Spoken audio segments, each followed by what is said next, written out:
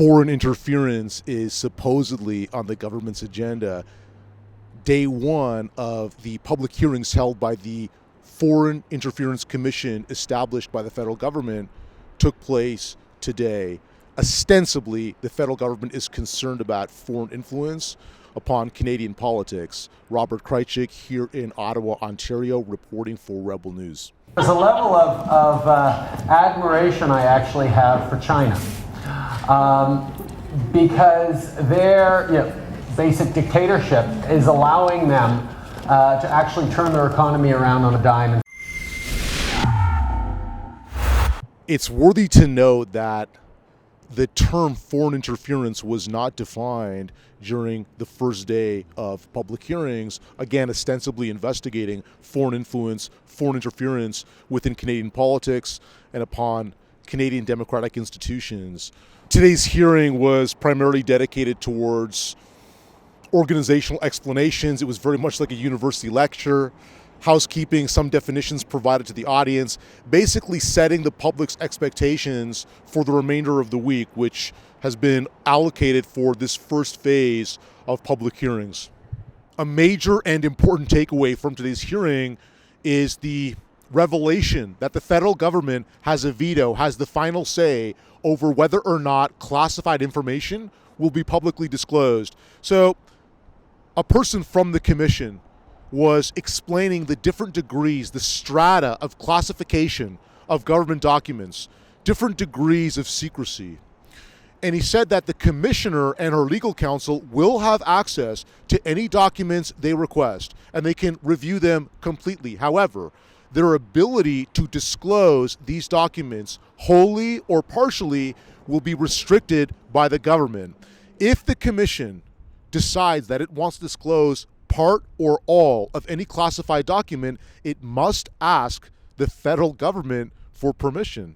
The only way to compel the federal government, if it chooses to refuse such a request for public disclosure in the context of this public inquiry into foreign interference, is to take the federal government to court. And if a federal court orders the federal government to disclose these documents wholly or partially, then it will be done. But the bottom line is, outside of that court order, any classified information or documentation that this commission wishes to publicly disclose will be vetoed, or can be vetoed at least, by the federal government. Also noteworthy was the absence of any mention of political interference or influence coming from the United States. Now, bear in mind that this commission has stated as its mandate, as its intention, as its raison d'etre for operating, that it seeks to examine and investigate and contemplate ways to combat or prevent foreign interference and influence upon Canadian democratic institutions and elections. Now, this can include state and non-state actors. So putting the U.S. government aside, there is going to be no examination of U.S. media, ostensible presumed U.S. non-governmental organizations or philanthropic entities, or U.S.-based universities and colleges.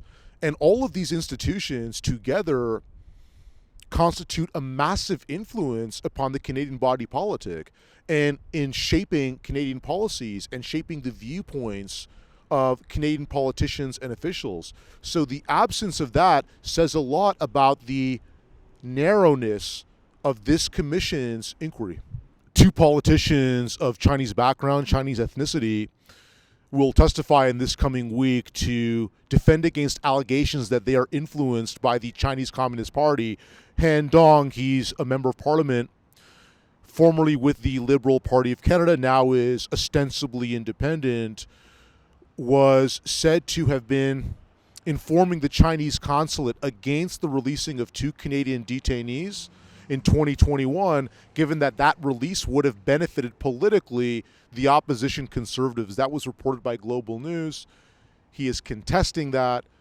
Michael Chan, Deputy Mayor of Markham, will also testify this week to defend against allegations that he is influenced by the Chinese Communist Party.